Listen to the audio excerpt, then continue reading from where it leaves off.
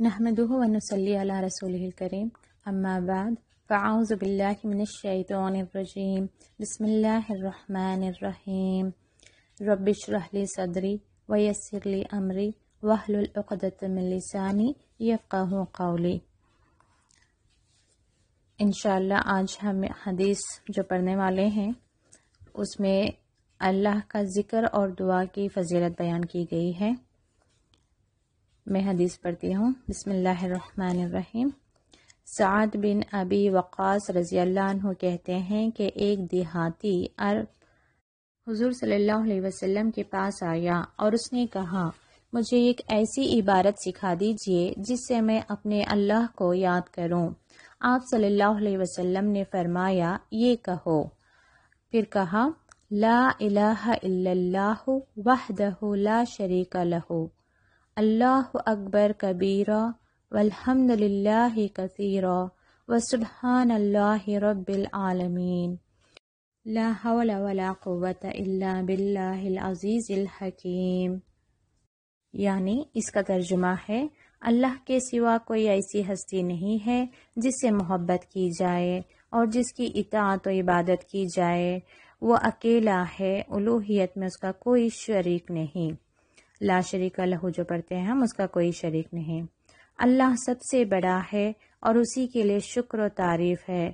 اللہ ہر نقص و عیب سے پاک ہے، لوگوں کا پالنے والا اور آقا ہے۔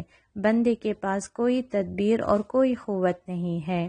لا حول ولا قوت کا معنی ہے یہ کہ بندے کے پاس کوئی تدبیر اور کوئی قوت نہیں ہے۔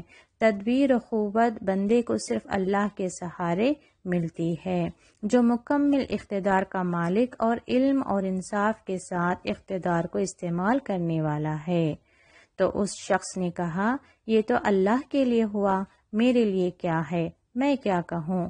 تو آپ صلی اللہ علیہ وسلم نے فرمایا، کہو، اللہم اغفر لی ورحمنی واہدینی وارزقنی، یعنی اے اللہ تو میرے گناہ معاف کر دے، مجھ پر رحم کر، مجھے سیدھے راستے پر چلا اور مجھے روزی دے۔ یہ مسلم کی حدیث ہے۔ تو یہاں ہمیں کیا معلوم ہوا کہ اللہ کی تعریف بیان کرنا اور پھر اس کے ساتھ ہی اپنے لیے بھی دعا ہمیں مانگنی چاہیے۔ رسول اللہ صلی اللہ علیہ وسلم نے ہمیں صبح بیدار ہونے سے شام میں سونے کے وقت تک کے لیے ہمیں دعائیں سکھائی ہیں۔ اسے مسنون دعائیں کہتے ہیں ہم۔ یہ بہت جامع دعائیں ہوتی ہیں اور اس کے مانگنے سے ہماری دنیا اور آخرت سنور جاتی ہے۔ تو بندے کو ضرور یہ کوشش کرنی چاہیے کہ مسنون دعاؤں کو سیکھیں اور اسے اپنی روزمرہ زندگی میں پڑھا کریں۔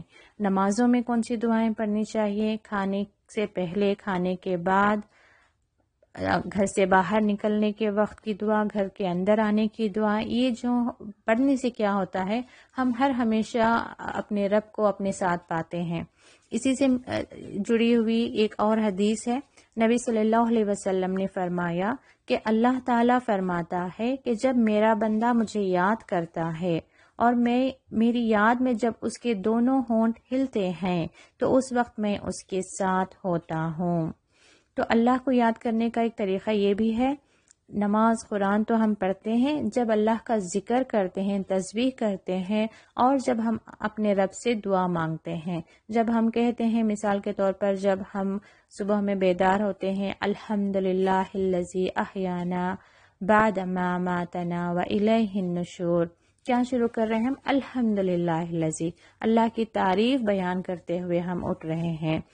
جب سوتے ہیں، اللہم بسمک اموت واحیا، تیرے نام سے مرتی ہوں اور میں جیتی ہوں۔ تو اس طریقے سے بندہ ہر گھڑی، دن کے ہر گھڑی، ہر لمحے، ہر کام کے ساتھ اپنے آپ کو رب العالمین کے ساتھ جوڑے رکھتا ہے۔ اور یوں رب العالمین کے ساتھ جڑنے کا مطلب ہے کہ ہم محسوس کرتے ہیں کہ اللہ کی رحمت ہمارے ساتھ ہے، اللہ کی مدد ہمارے ساتھ ہے۔ اور جب اللہ تعالیٰ فرماتا ہے کہ میں اپنے بندے کے ساتھ ہوں، تو اس کا مطلب ہے کہ اللہ تعالیٰ اس بندے کو اپنی حفاظت و نگرانی میں لے لیتا ہے، برائی اور نافرمانی سے اس کو بچاتا ہے۔ اور نیز یہ حدیث یہ بھی بتاتی ہے کہ اللہ کی یاد قلب کی توجہ کے ساتھ زبان سے ہونی چاہیے۔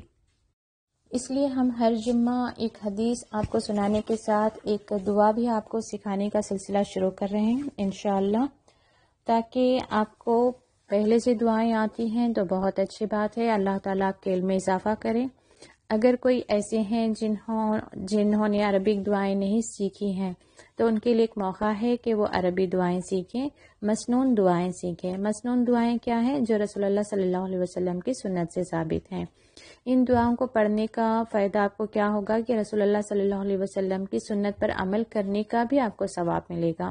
تو انشاءاللہ تعالی ان دعاؤں کو آپ سنیں، اس کی آپ کو عربی میں پڑھایا جائے گا، پھر اس کا ترجمہ بتایا جائے گا، پھر اس کی فضیلت بھی بیان کی جائے گی، اور اس کو کس موقع پر پڑھنا ہے یہ بھی آپ کو بتا دیا جائے گا، یعنی کہ صبح میں پڑھنا ہے یا شام میں پڑھنا ہے، 3 مرتبہ پڑھنا ہے، 7 مرتبہ پڑھنا ہے۔ تو آپ اس دعا کو لکھ کر کسی ایسی جگہ پر اس کو چپکا لیں کہ جہاں سے آپ کی نظر میں وہ بار بار دعا آتی رہے، تاکہ آپ اسے بار بار پڑھ کر یاد کر لیں۔ تو 1 ہفتے کا وقت رہے گا آپ کے پاس، اس دعا کو یاد کریں اور اسے اپنی روٹین لائف میں شامل کر لیں، یعنی کہ اگرچہ نماز کے دوران پڑھنے کی دعا ہے تو نمازوں میں شامل کر لیں، اگر صبح کا وقت پڑھنے کی دعائیں ہیں تو صبح کا وقت پڑھ لیا کریں، ٹھیک ہے انشاءاللہ تعالی۔ اللہ تعالیٰ آپ کے علم میں ترقی دے اور اس پر عمل کی توفیق عطا فرمائے۔ وآخر الدعوانا ان الحمد للہ رب العالمین۔ السلام علیکم ورحمۃ اللہ وبرکاتہ۔